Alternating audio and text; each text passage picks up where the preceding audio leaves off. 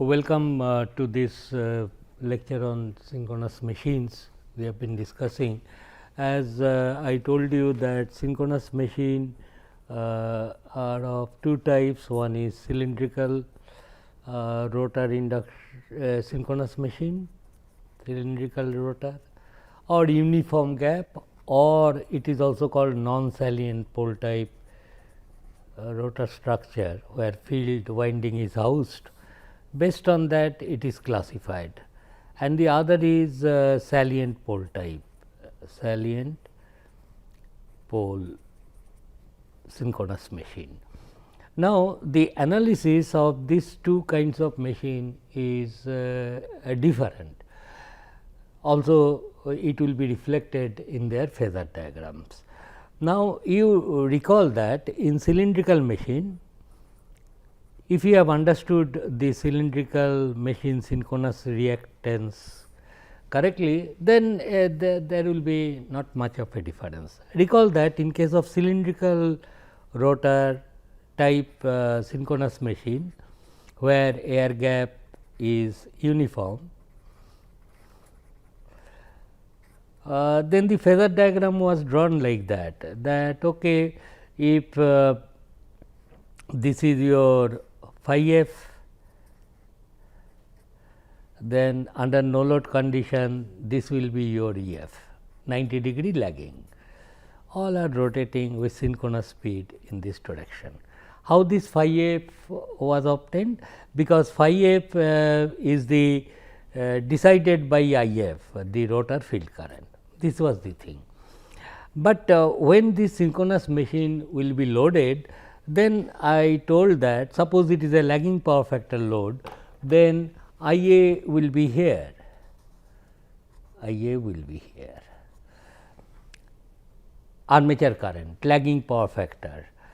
This angle is called internal power factor angle, usually denoted by psi, but whatever it is, this is suppose lagging I a. And once this I a is obtained, then I will say under no load condition, it was only phi f existing in the air gap, but when also the armature will carry current, balanced three phase current I a, armature MMF will also come along this. And to find out the induced voltage now, you and also phi r will, phi a will be along this direction, and these two together will decide the resultant flux here phi r, this is not rotor, resultant flux, and then induced voltage will be somewhere else here. And then I showed that this change in induced voltage from E f to E r can be considered to be a reactance voltage drop called I x a r. And from here, if you subtract the leakage impedance drop, you get the terminal voltage. That was the argument. Now, in case of cylindrical type machine, this x a r was constant, armature reaction reactance, and recall x s was then x a r plus x a l, and then we told that okay, look here, you need not calculate phi r. So far as the modeling of the machine is concerned, you simply do like this, and impedance R A J x s, x s is x a r plus x a l and so on, and this is your terminal voltage, generator mode, this is the thing. So, one reactance could do that. Now, why one reactance can do? Because the direction of M A is decided by the power factor angle of the machine at which it is operating. It could be anywhere, here, here, leading power factor, it will be there, and so on. But only so armature MMF, when armature carries current, can be in any place in the air gap. But we have the advantage that air gap is uniform. So, to calculate phi a, you have to divide this M A by a constant reluctance. So, everything was fine. Now, let us see in case of a synchronous machine, where the situation is like this. I will not draw, because last time I drew. The stator houses 3 phase winding and it is salient pole structure. So, air gap will be minimum along the salient pole axis, field axis, and air gap will be maximum when it is along this. And when your armature winding will carry current, as I told you, armature MMF could be anywhere in space. As a power factor at which the machine is operating will go on changing, the position of MA, armature MMF, will also go on changing. As it goes on changing, air gap seen by the armature MMF will be also changing. Therefore, it is very difficult, and to calculate the flux for different position, you have to divide this MMF by reluctance, which is position dependent. Therefore, it is very difficult to model what to do with this. Is it, then I have to calculate wherever it is, I will calculate precisely the reluctance, divide it by it, get the armature flux. It is not really like that. Blondel proposed an elegant method. He told that okay, if this is your only this field winding I am drawing, suppose this is the armature rotor field salient pole type. If you draw like this, I am not drawing the stator part. Okay. The field winding will be here and it will have some cross dot. So, field axis will be this one, there is no doubt about it, and your phi f will be along this line, is not, phi f will be along this line. And not only that, if this is phi f, the no load induced voltage will be at right angles, that we have seen. E f axis will lie along this line, is not 90 degree, that is what, that if this is phi f, 90 degree behind E f is there. Now, the argument is this axis is there, and I just call this axis to be, give some name, D axis, and this line, this red line I call Q axis, quadrature axis. These are at 90 degrees, and along this axis air gap is minimum, and along this axis air gap is maximum. Now, your armature MMF or armature current which produces MMF could be anywhere in this space. For example, your MA is here, and in the phasor diagram this is also IA, like this. So, the interesting thing is suggested is this, okay, the problem is this IA will be, can be here, can be there, depending on power factor angle and so on. Therefore, reluctances are varying. So, why not break up this armature current into its D and Q axis. For example, this IA can be thought of phasor sum of these two currents, ID and IQ. No matter where the IA will be, I can always find out its component along the direct and quadrature axis. For example, this IA becomes ID. So, IA can be thought of, you can replace this IA thinking that okay, there are two currents like this exists in the armature. And then the argument is, if this is ID, then MD will be also along this line and MQ will be along this line.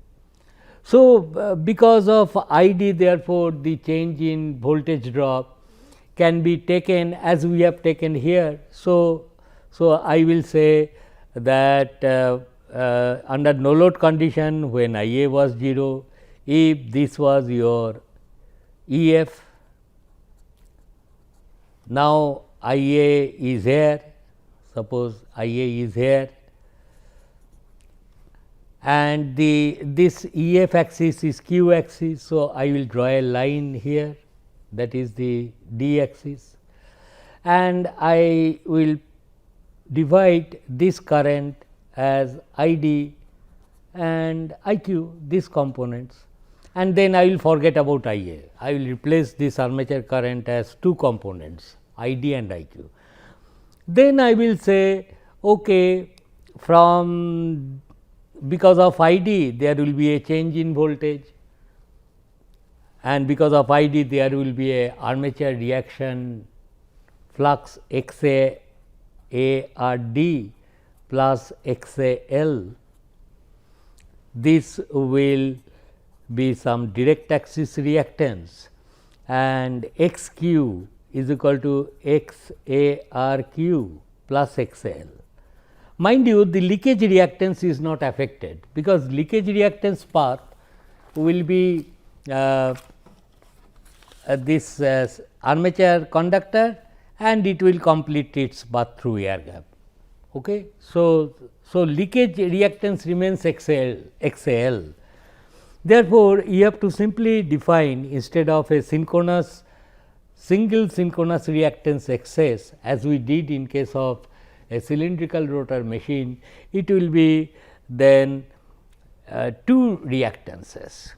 What is the benefit of decomposing the current? Because I know along the d axis the reluctance is constant. Along the q axis, although maximum air gap, but reluctance along that axis is also constant. Therefore, you have to deal with now two constant armature reaction reactances x a r d, x a r q, in the same way as we did in case of synchronous cylindrical type synchronous machine. So, with this understanding, then I can proceed to draw the phasor diagram of this machine rather easily. The crux of the matter is air gap is varying, reluctance is position dependent. I must calculate armature flux to add to the no load flux phi f to get the resultant flux, hence the resultant induced voltage. But this is difficult to carry out, as reluctance in different positions will be different. So, the suggestion is armature MMF, which is because of stator armature current, its distribution, etc., we have seen. So, armature current can be always thought of having two components, one is M d, another is M q. This two components, this is M q, and then M d is there. So, I will be able to calculate phi d. M q is known, I will be able to calculate phi q resultant flux. But then I will simply say that this M d is produced by an equivalent armature current flowing along this direction, direct axis I d, and another current I q produces M q.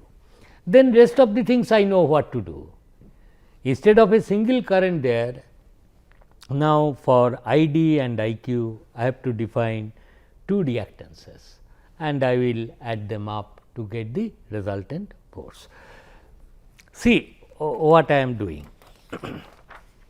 Suppose let us assume, so how to draw phasor diagram, and it must be understood that x d will be always higher, maybe much higher than x q, because of what? Because flux produced along the d axis will be more for a given current, because reluctance is minimum along d axis. So, x d flux linkage will be more compared to q axis for the same current. Therefore, x d is always greater than x q. Now, let us see how really it will help me to first draw the phasor diagram, then we will try to attempt to calculate the or get the expression for power, reactive power, this that. First, please listen carefully what I am doing. Suppose I have assumed it is generator mode, and suppose it is operating at lagging power factor. Is that clear?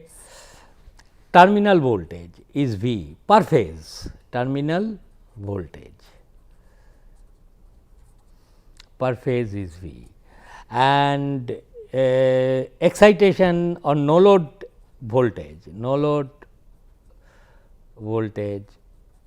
or excitation voltage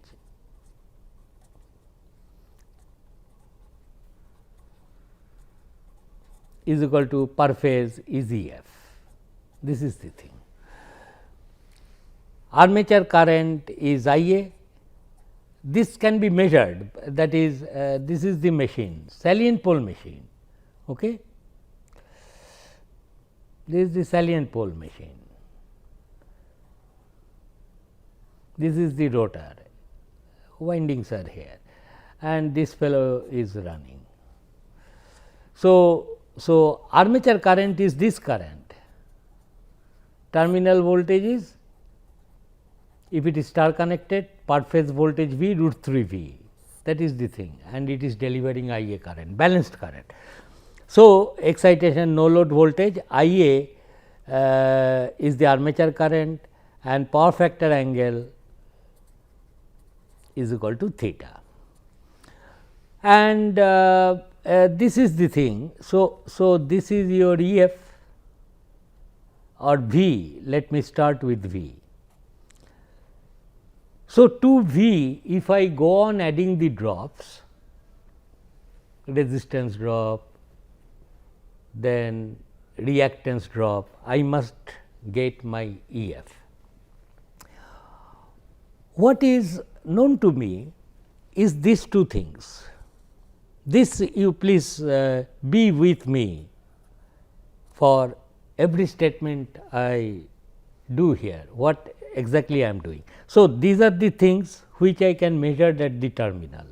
What is the per phase voltage, what current it is delivering, and at what power factor angle. How do I know power factor angle? Connect some wattmeter, how much power it is delivering, V I is known. So, theta is known. These are precisely known to me. Now, I have to add the drops. Now, in case of cylindrical machine, it was so simple, IA plus V IA RA plus V IA JXS, one reactance. But here I cannot do it, because your armature MMF will be here and its position can be anywhere, reluctances will be different, the same old story. Therefore, I cannot do anything. I cannot at least think of a single reactance which can be used to at the drop across which can be used to compute EF. Instead, what we will be doing, I will break up this current in the D and Q axis. Now, the big question is, where is D, where is Q axis here? I do not know anything, it looks like, but only one thing I know, it is a generator operation. Therefore, EF axis must be above it, is not? EF axis must be above V. That is why it is generating. In generator mode, EF will be always ahead of V, okay, and this angle is delta. Of course, delta is not known now. So Q axis, which is along EF axis, will be above it, I know. I just draw it. Suppose it is known, suppose to begin with. Then what I will do is this, listen carefully. I will draw a line perpendicular to this here. This is at right angles. You draw a line and you say this will be D axis. means where the poles are there, understood. This is the d axis along this line. Okay. If this is d axis, then what will be done is this armature current, I will drop a perpendicular from the tip on the d axis, and I will say this is your I d. M d will be created here, always a constant reluctance, and this will be your M q or I q. This will be the thing. Is that clear? Then what I am going to do is this, I will add to V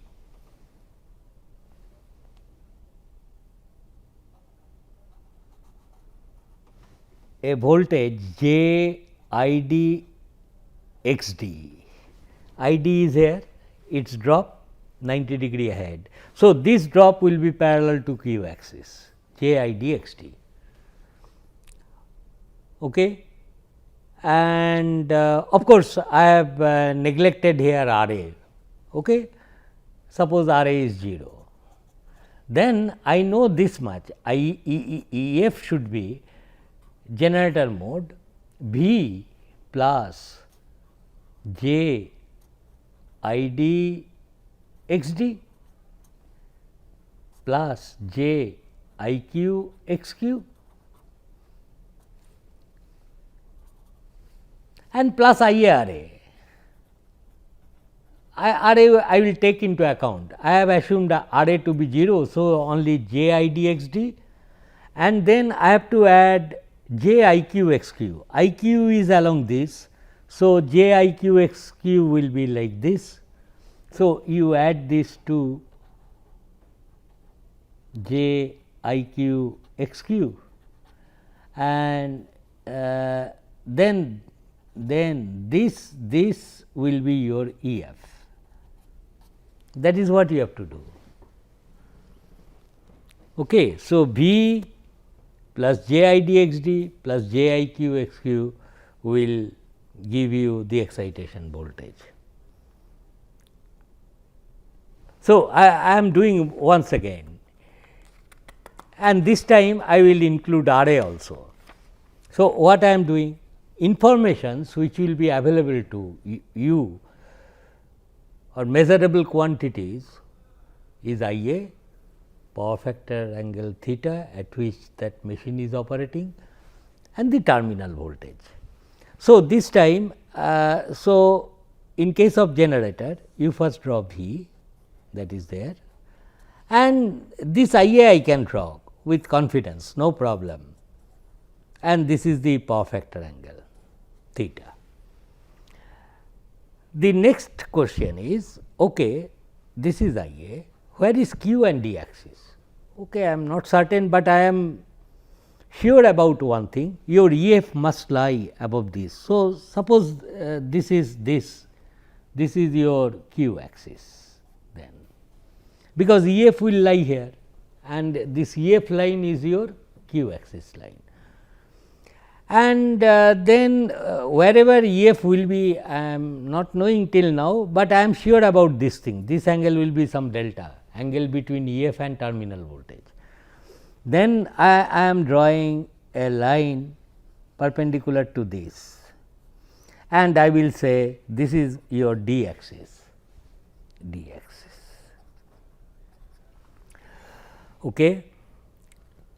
Once I know this, I will be able to break up this current into, drop a perpendicular here, this will be your I d and this will be your I q along these two axes, so that the corresponding MMFs will always see constant reluctance along d and constant reluctance along q. Then your V terminal voltage to this, if you add I A R A, of course, I A R A remains I A R A. So, I will add I A R A here. There is no DQ axis, you need not break it up. Of course, you can do ID, RD and so on. IARA you sketch. Then to this you add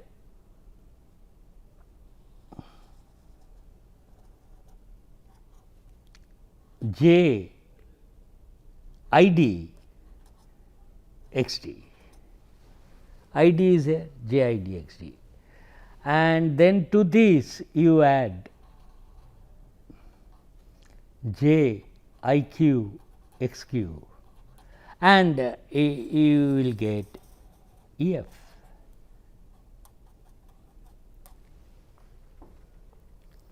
And this will be the thing, phasor diagram is over. But from this phasor diagram, one should not say that one can draw a equivalent circuit as we did in case of synchronous machine as EF, cylindrical machine, a single impedance ZS and V is not for cylindrical machine. This was the phasor diagram, so simple. But here this between V and EF I cannot put a single reactance to get this this sort of equivalent circuit. In fact, we will not try to get this sort of equivalent circuit at all, it will not be needed. You have to take ID IQ separately and get this, and XD is always greater than XQ, maybe much higher compared to XQ. RA is of course very small, but nonetheless this is the phasor diagram. So, this angle between EF and IA is called the internal power factor angle, psi. It is usually denoted internal power factor angle. If this is psi, this is also psi. So, you can see from this triangle that ID will be nothing but magnitude of IA into sin psi, and IQ will be is equal to IA cosine psi, where this is psi is nothing but delta plus theta in this particular generator mode of operation lagging power factor, it is like this. So, this can be written as sin delta plus theta, and this can be written as IA cosine delta plus theta. So, these are the relations we have got. But still if the phasor diagram is completed, you have gone up to EF, then I can do something this way, that way, I will write down the equations. But the big question is, I do not know the value of delta, because what I know V terminal voltage, I know IA, I can measure with an ammeter, I can measure with voltmeter terminal, and power factor angle I can estimate by connecting and wattmeter. I do not have any knowledge of delta. So, we will take up in the next class how to estimate delta and precisely get the q axis, then only you can do all these things. Unless delta is known, how can you calculate ID and IQ? Hope you are following me. So, we will continue with this. Thank you.